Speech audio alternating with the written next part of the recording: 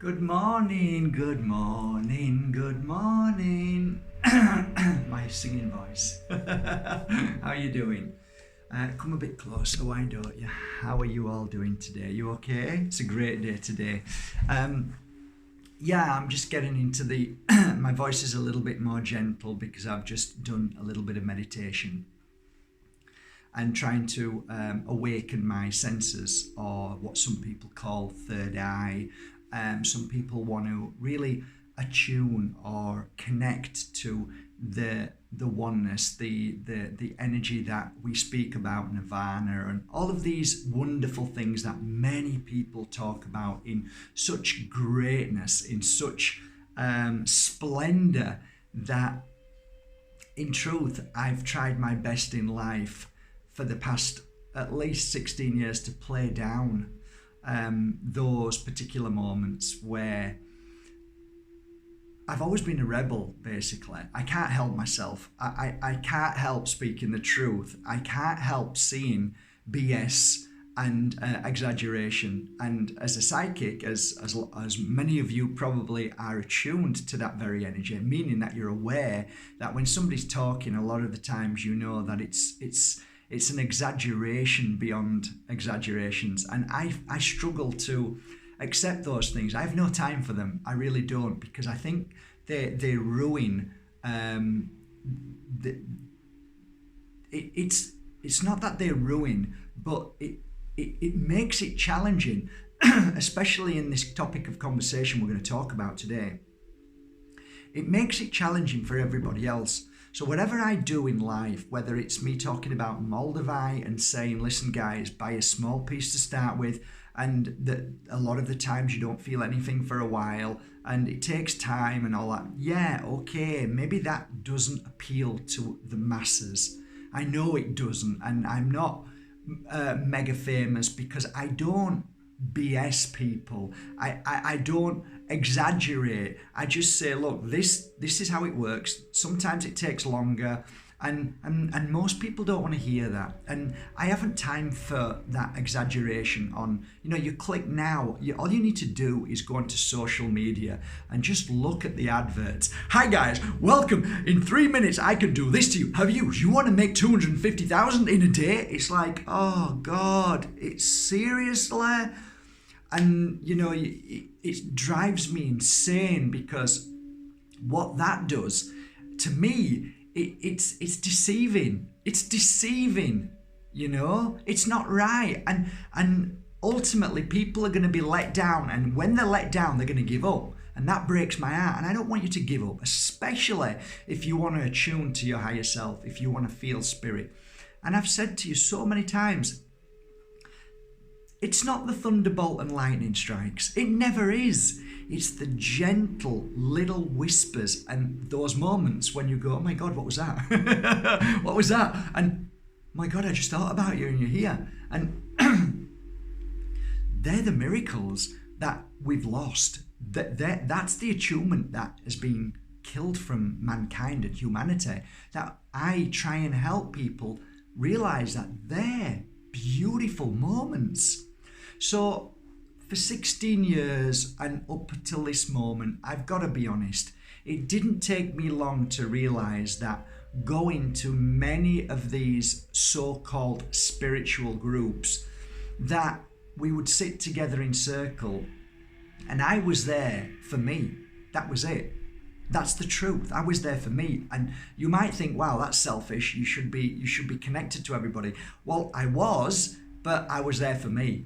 So it was so hard for me when it started, when we'd finished the meditation, and then one woman would say, oh my God, I saw 15 doves and a Buddha.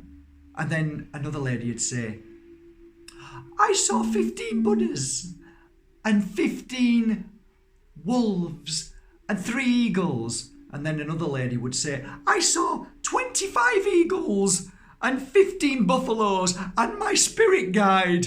And the next one would say, I was Cleopatra in my last life. I've just seen her. And then it'd come to me, and then everybody would look, and I'd go, didn't see anything, didn't feel anything.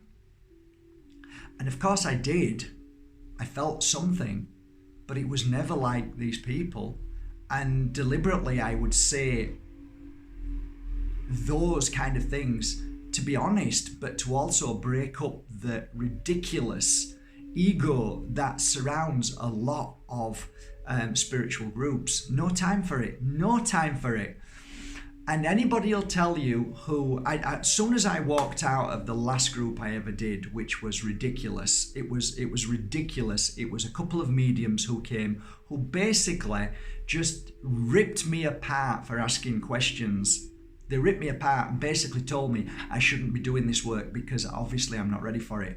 And I thought, you know what? This is not spirituality. These are not teachers. This is not what true connection to the spirit world is.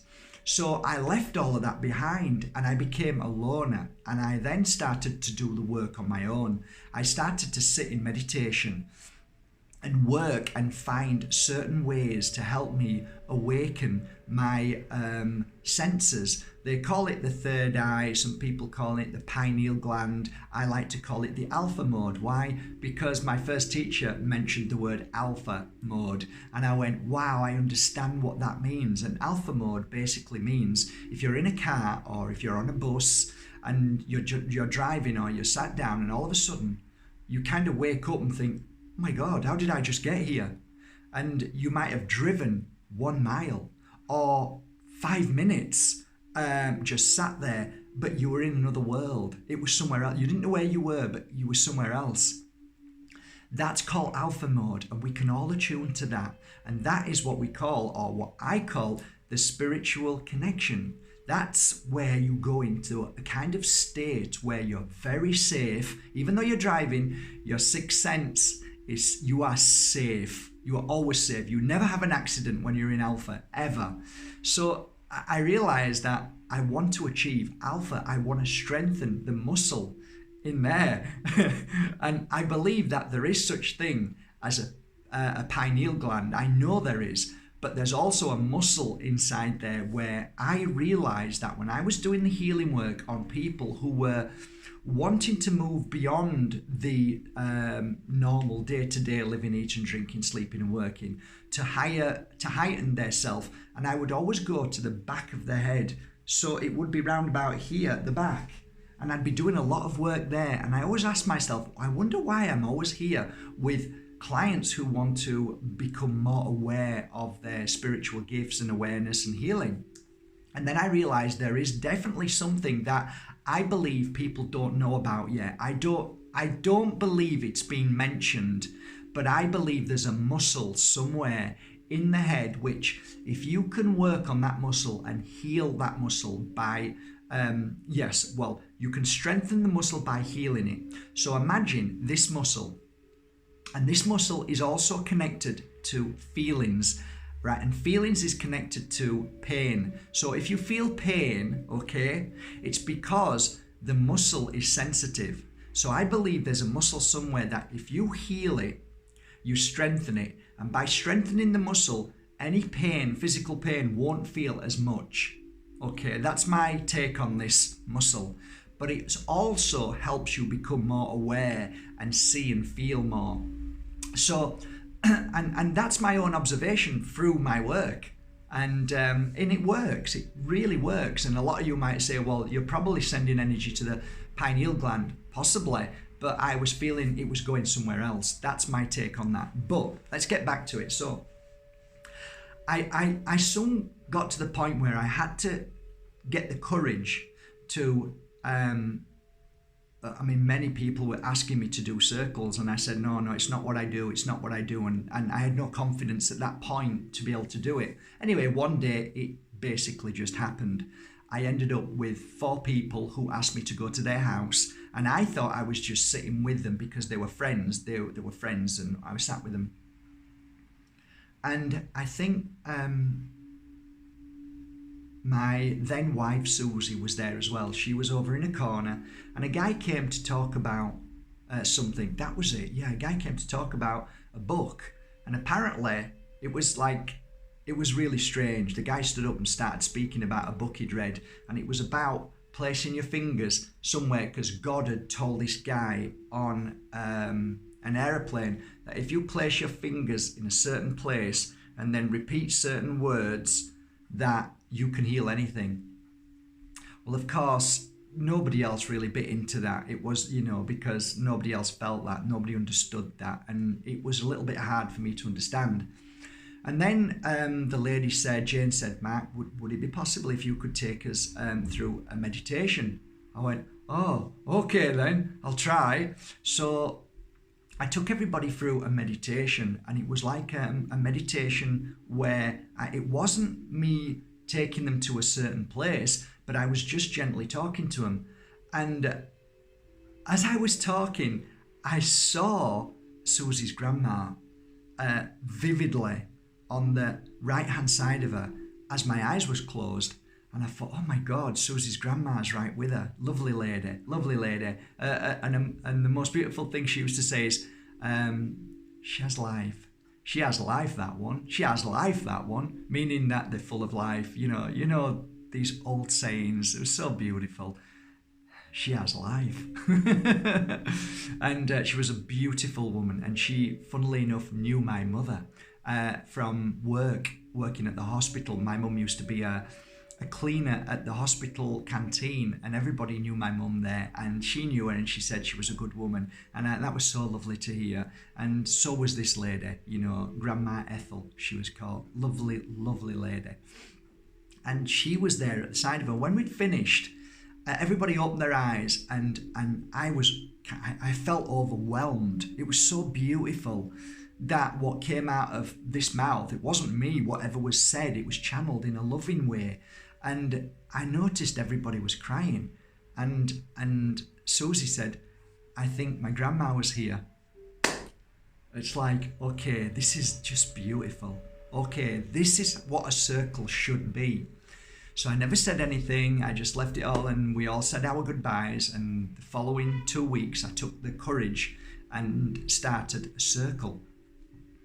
And the circle was maybe 6 or 7, and then it grew to 20, then it grew to 50, and then it grew to 130. And basically what I did was have people in a circle. So most of I had to split the circle nights. There were too many. So I'd get about 17 to one circle night and 17 to another, because it was too much. And I'd get everybody in a circle there at many places, at hotels and places like that. And what I'd do is I realized that I had to help people open up. So my job was to basically get people onto a high.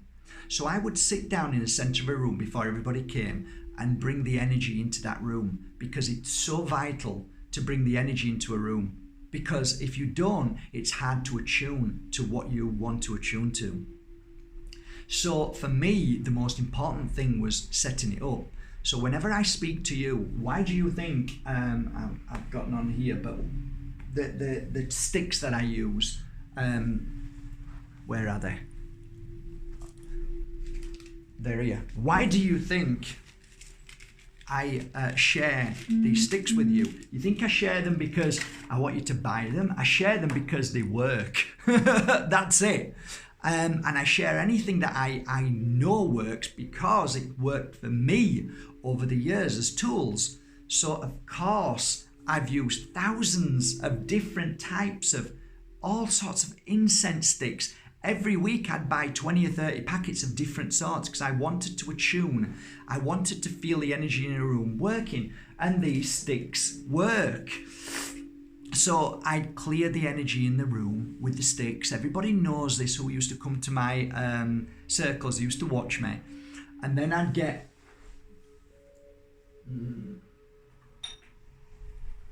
this, and every single seat I would have this and this. So every seat, before anybody sat in them, I would spray the seat and then clear any energy from the seat, and then light the stick and wave all the Palo Santo all over the chair. And at the same time, nobody ever knew this, but I would say certain words for each chair, and it fascinated me. It had just come out of my mouth, a certain few words about who was sitting there. So please heal this person from their heart. The next chair I go, please heal this person from their family relationships. And sometimes, not always, I'd recognize a chair and see somebody sat in it and think, my God, that's exactly what they need. So it's almost like spirit is so clever. They know how to heal somebody and they know how to prepare a room. Now, bearing in mind, this work that I do, I've never seen anybody do this before because it was something that just felt natural and felt right.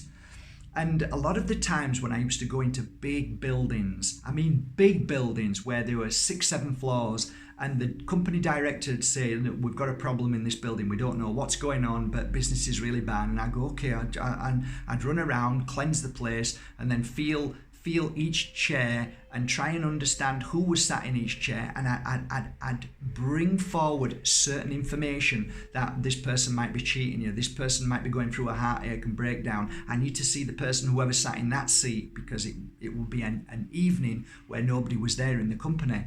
And one of the specialities I used to do was I used to get my healing oil, and every single swivel chair, I used to take this, 2 drops, and rub it on the swivel chair arms, right? And if they were plastic, just rub it gently on. So whoever sat in there the next morning would basically grip the arms and have healing oil on the arms to be able to heal. All of these things were never shown to me by anybody, only that I listened to my higher self. And I think where I'm going to with this workshop that we're doing today about how to open up and how to understand our third eye and how to work with that, is that the most vital part of your journey in spiritual awareness is your own understanding, your own teachings. And that is something that as children we've never been able to feel, because we've always been told what to think and what to say and what to write and what to believe. But as a kid, as a rebel like I was, which they called me, which I wasn't, I just wanted to figure things out myself, and I wanted to learn myself. I didn't want somebody I was so bored of a teacher telling me what I should and shouldn't think that I couldn't cope, and I was known as a bad child, but I wasn't. I just wanted to do things myself. I wanted to experience things and feel things myself. And I think that's ultimately what I try and teach people today. In the Pure Energy Healing Academy here, we have thousands of people who have come over 16 years to learn healing. You ask any single one of them, have I ever told them what to do? Never. So I practice what I preach. I believe what I believe through what's happened to me as a kid. So when somebody comes and they say, what do I do? I'll say, what does it feel like? What do you feel you should do? And I have to break the walls down from the fear of them thinking that they don't know what they're doing to actually realizing that they've got an amazing power inside them, that if they attune to that, they can do whatever they want and find their own gift of healing. And many healers who have practiced here have gone on to do their own healing technique. You know what? I love that. Do you know why? Because they're doing what they're meant to be doing, because only they know their greatest gift of healing in the way they heal. So that's why I don't buy into all of these other healing techniques, because that technique was for that particular healer who learned that way. But by teaching other people the same thing that they learn, that doesn't always work, because everybody is different in their way of healing and their techniques. So if you copy somebody, all you'll ever be is a copy. You'll never be your true self. So pure energy healing is exactly what it means. Pure means that it comes from you, your pureness, your thoughts, your feelings, your gift, your power. And that's what I encourage when people come here or wherever I travel around the world to do these pure energy healing 4-day courses. So from there, I began to help people open up to understand, where they're all sat round in a circle, how do we actually attune to those energies? Well, first we need to take away all the BS that you've been told by certain egoistic people who think that they're better than you, they know more than you, and quite perhaps they may have seen something, but they've used that to make themselves sound amazing. I don't go around telling people what I felt and saw. Just you can make people feel worse because then they think, well, I never felt that. So I never say things like that. I always keep my mouth shut because that was for me. That was my feeling, how I felt. So every time I did a circle outside and people brought me in, I never said a word because it wasn't important. What's important is what I feel. So when anybody came to my circle, they'll tell you, I open with a talk, I then fly around the room, putting healing oil all over them, or right at the beginning, healing oil here, and I say rub it wherever you feel you want to rub it, and then they'd rub it all over and smell it, and then I'd give an opening talk about whatever it was I felt at that given moment. So everybody's energy would be lifted, everybody be happy, we'd be laughing, I'd be telling silly jokes, and when I say silly jokes, they're never silly jokes. You know, there's something in this. There's a set of tarot cards, and in them tarot cards there's a card called the Fool. And I always remember somebody saying to me, this card is absolutely amazing because most people get it wrong. They think that this tarot card means that this person's a fool, but actually this person knows more. This person is more of a god than a fool because he knows how to make people laugh and be happy, and that is the God energy. That is the pure spiritual energy. So I realized that, yes, I'm playing a fool with my conversation and making people laugh, but I'm realizing that the room's energy is raising till it gets to here. Soon as the room's energy is high enough on my head, then I begin my work.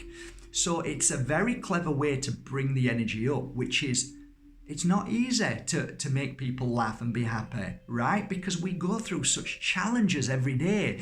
And of course, when people come to these circles, they're not feeling good. So it takes a lot of work for one man, and anybody who stands on stage, good on you to bring people up. The David Icks, all of these people, the Jordan Maxwells, all of these amazing people who can bring people up. I think that's amazing with their gift, their understanding, their power, and their laughter, you know, and their knowledge.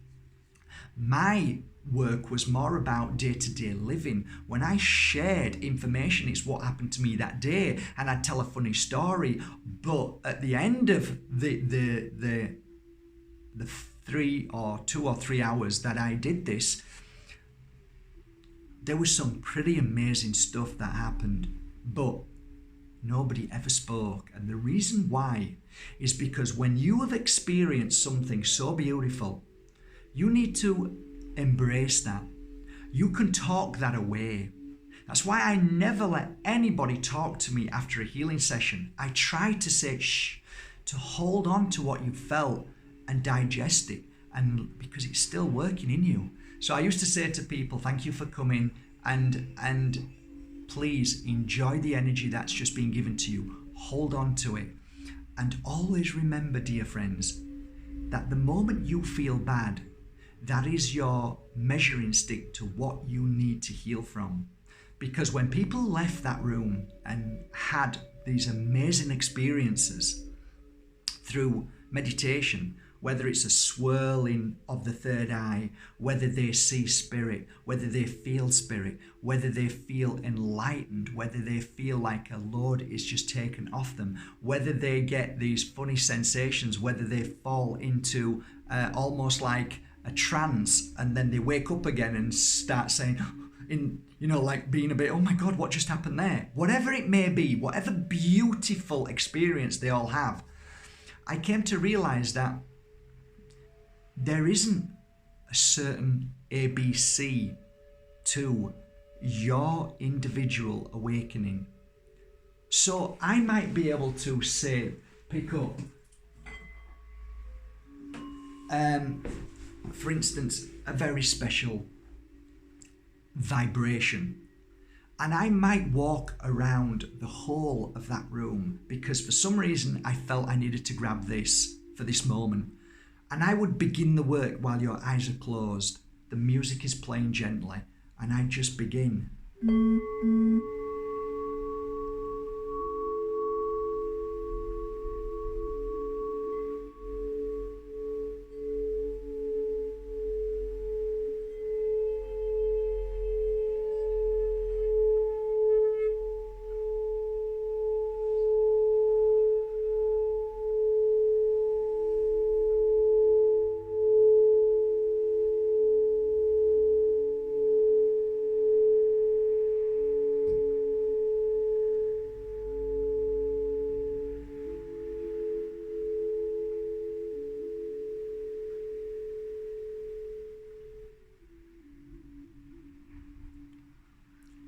sound vibration has an amazing effect to open and to heal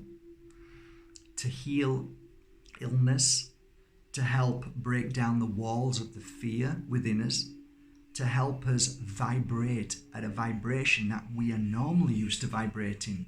But because of day-to-day life, because of the bickering, the arguing, the sadness, the worry and the fear, we create a block, a wall around us. So I realized that every single person sat on those seats that night that I was performing a cleansing, a clearing, a healing, because not only would I use that, but I would use my hands. And as the music was playing and they were breathing as they would, I would place either my hand on their forehead or their heart or their head or their shoulders, because their shoulders might be carrying so much weight of work. Their third eye to help open that up, that power point there where we make it grow. So I realized that each beautiful soul like you has your own story. And within the pages of your story, there are certain lines, the certain chapters that we need to heal, that we need to strengthen, or we need to clear. And I realized that you can't put all of your knowledge and take that and use it on one person. So I realized that knowledge is a wonderful thing, but to really do the work, you have to be open at any given moment for whoever you're working with. And you have to feel what's going on within their energy, around their energy. So it could be as a simple case as touching somebody on their back to awaken their third eye. It's as simple as touching somebody on their knees to helping them awaken their third eye, to feel their heart. So every single place is different from each person that you work with. And that's the beauty about healing. And that's what truly makes a good healer, who sees a canvas clear, which is you, and works on that canvas and creates a beautiful you. So opening the third eye and feeling certain feelings with the third eye, your body could shake, your hands could go hot, your fingers, your hands might tingle and feel like pins and needles. You might feel a palpitation in the heart and it's beating so fast that it worries you a bit. You might start to feel hot and sweat. You might start to feel like you're seeing a bright light when your eyes are closed. You might even see faces. You might feel things that you've never felt before. You might even feel a touch at the side of you, like somebody's touching you, and you think, oh, did somebody just touch me there? Or is that a nerve or something? There are so many, or smell. You might smell something while you're there, or you might just burst into tears. Let me tell you that all of these things are all part of what I believe is the peeling of the onion. Each layer that you peel, you cry a little bit and then you peel another one. Basically, you're removing the blocks and you're opening yourself up. And how that happens is, each time you do these things, you start to feel comfortable, because for me, at the very beginning, I was so blessed to be in a circle with the first circle I ever did. And the most beautiful thing about this circle, this is how spirit is so clever. If somebody would have told me you're going to a circle with a bunch of nutters who are going to start going, I would have said, you crackpot. I wouldn't never have gone there. But I went there because I was told by this lady that she was inviting me to sell some bracelets, which I was selling at the time, some magnetic bracelets. So I went there and I sat down, and the only reason why I stayed after I heard the first which freaked me out, was because there was a table full of Danish pastries, because all these people were Danish. So imagine me, who knows nothing about this kind of stuff, sat there with a load of crazy folk with their eyes closed, music's playing, and all of a sudden they go, my heart beated like fast. I'm panicking. I'm thinking, if I open that door, and it doesn't open, and they've locked it and got the key, and I'm thinking, oh, be brave, Mark, be brave, Mark. And then this lady touched me on my shoulder and she said, it's okay, dear, it's okay, it's fine, just close your eyes. I didn't know what I was doing, what I expected, but the Danish pastries, because they were Danish people, looked amazing. And I thought, you know what, if I can just get through whatever this is, I'm going to sell some bracelets and I'm really going to eat them pastries because they look good. So I closed my eyes and for the first 10 or 15 minutes, you would not believe the crazy thoughts that was going through my head, the stuff that was running around my head. It was crazy. After half an hour, I went home, and all that week, the phone rang again, and it was this lady saying, we'd like you to come to another meeting. Yeah, whatever. See you later, bye. And my wife then said, you know what, Mark? You've been a lot nicer this week. You've been a lot calmer and nicer. You should go. And because she said that, I went for Susie. And when I went there, I knew what I was expecting. And all of a sudden, they did it again. And I'm looking at the pastries thinking, damn, pastries are wonderful. Get on with this. Close my eyes, and this is going to, if this makes Susie feel better, then okay. And I closed my eyes. And at that point, I knew there was an coming 3 times. And then I knew it was going to be silent for 45 minutes. So I sat there. When we'd finished, I was asked a question by everybody for the first time. What did you see? And I said, I didn't see anything. No. Think about it. What did you see? I said, I didn't want to tell them. I had my eyes open loads of times because I was looking at the pastries and looking at them thinking, these guys are all weird. And I didn't say that. I said, I kept my eyes closed. And they said, I didn't open my eyes. No. When your eyes were closed, what did you see? And I just sat there and thought about it. And I said, well, I did see a strange image of an old man with a white beard. I felt really weird saying it. And I said, and he was laughing.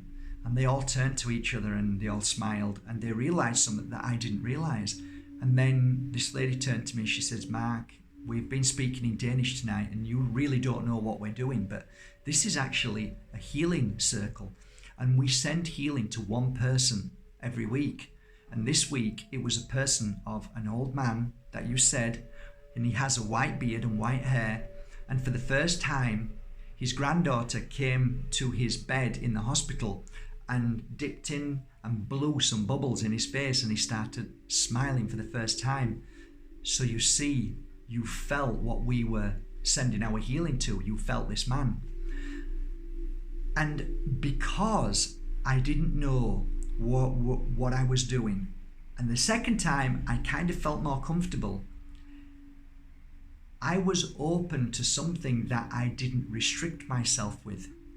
Because when we are expecting to feel something, when other people are saying, oh, I saw these Buddhas and all this, all of these things restrict ourselves from feeling because of the judgment, because of the fear, because of what we don't think we might not see or feel. And I tell you, I noticed this. And that's why I'm here to tell you today, it is so vitally important that you do not listen to other people when it comes to your spiritual awakening, awareness, opening this chakra, third eye, PowerPoint, whatever you want to call it, or heightening yourself to a new level. It is a step-by-step process where you've got to keep going and do it because you want to do it. But more importantly, you do it because it makes you feel good. And whether I see something or feel something in a meditation makes no odds to me. It is not the end goal that I'm trying to achieve. It is just being in the moment and enjoying that moment. Whatever happens, whatever doesn't happen. Because I know deep down that people have walked out of my healing room or out of a circle and they've said that they felt nothing. And then 3 days or 4 days later, they're back again. And they don't feel anything. And then they come back again, and they come back again, and they come back again. And I'm smiling because you know what? There's a reason why you're coming back, but I'm not saying anything. because you keep saying you're not feeling anything, but you keep coming back. And it's not, if they're not feeling anything, why would they come back?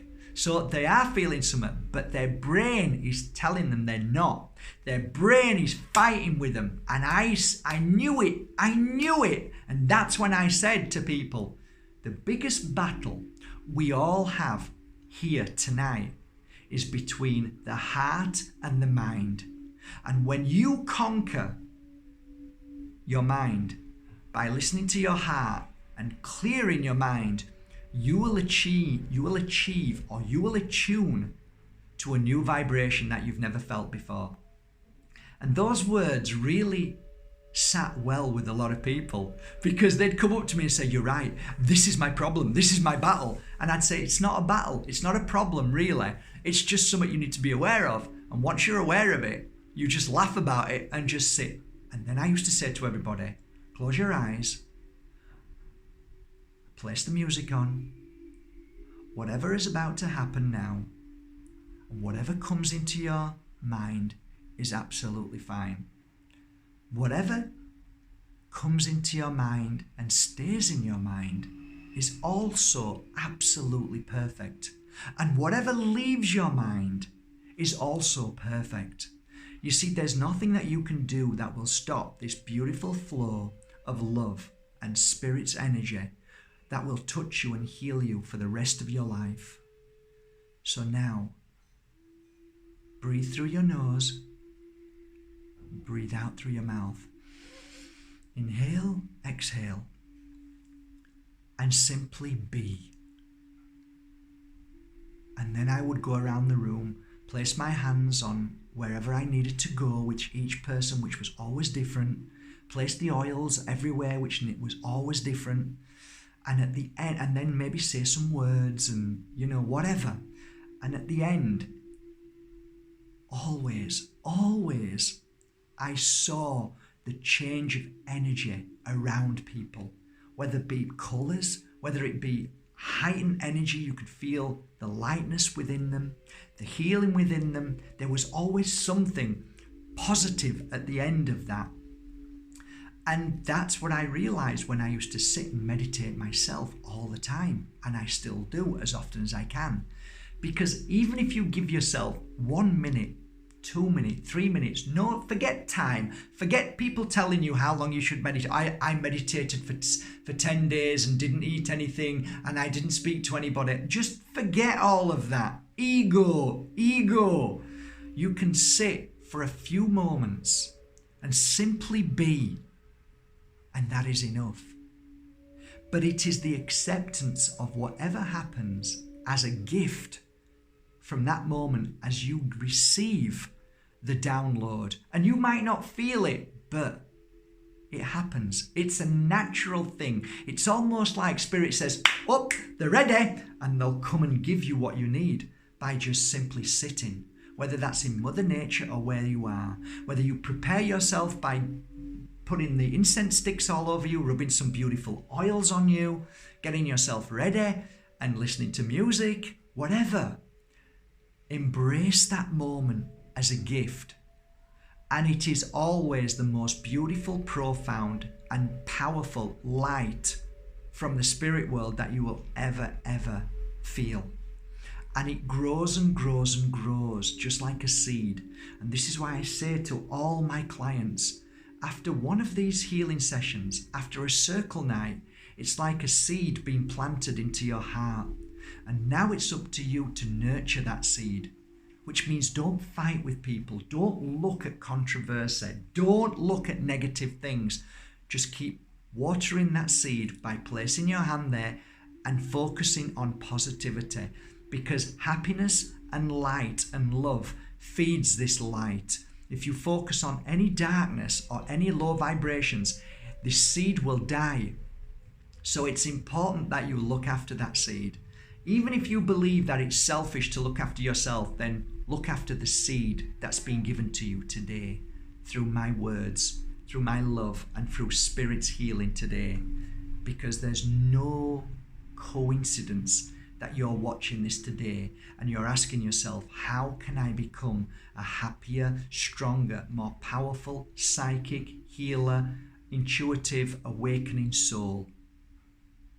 Well, I've given you a few moments of my time to share with you what my truth is. And it never is the thunderbolt and lightning strikes. Don't listen to ego in this spiritual world, what we call spiritual. True spirituality is that, and listening. Have a great day, guys, from my heart to yours. Thank you also for going to markbajerski.com and buying your genuine cleansing sticks, everything that I use daily, all the oils, all the crystals that I work on.